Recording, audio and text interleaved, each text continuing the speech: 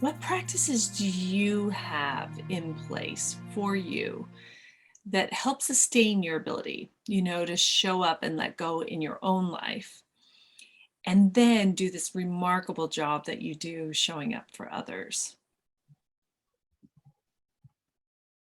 Well, that's a really good question. And I'm 48, so I've had a few years of practicing, like which self care practices allow me to stand in that creative tension, that dialectic. Mhm.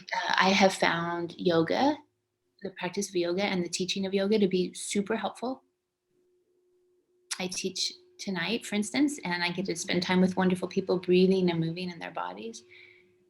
I have found dialectic behavioral therapy, DBT therapy, the Mhm. study of that. Friends of mine who have focused on that for their PhD level work, to be a really insightful way of looking at life. That was founded by a woman named Marsha Linehan, and she had borderline personality disorder and brought through her intellect and her heart a method of, you could say, healing herself, but it didn't change the disorder. It just allowed her to hold that dialectic, because borderline is very much like it's black or white.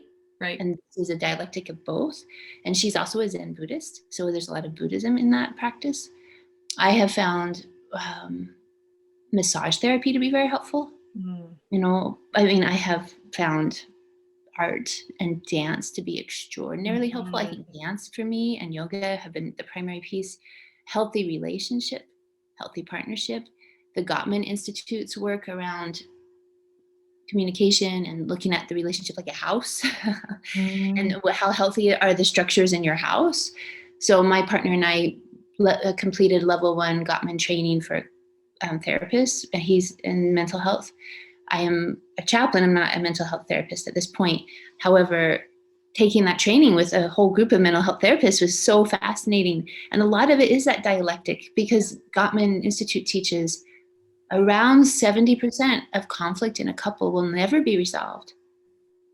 The topics, Yeah. like if there's a of constant fight about money or the mother-in-law or the father-in-law or the kids, like these dialectics that they don't resolve, but what you can do is help people approach them differently. Mhm. Isn't that fascinating? Yes. Yes, So yes. I think those things have been helpful. So I just listed a bunch of things that I also don't drink alcohol, very rarely. I don't. I try to stay present in my body and mind, and I think that also helps me in the work of being awake to dialectics. Yeah.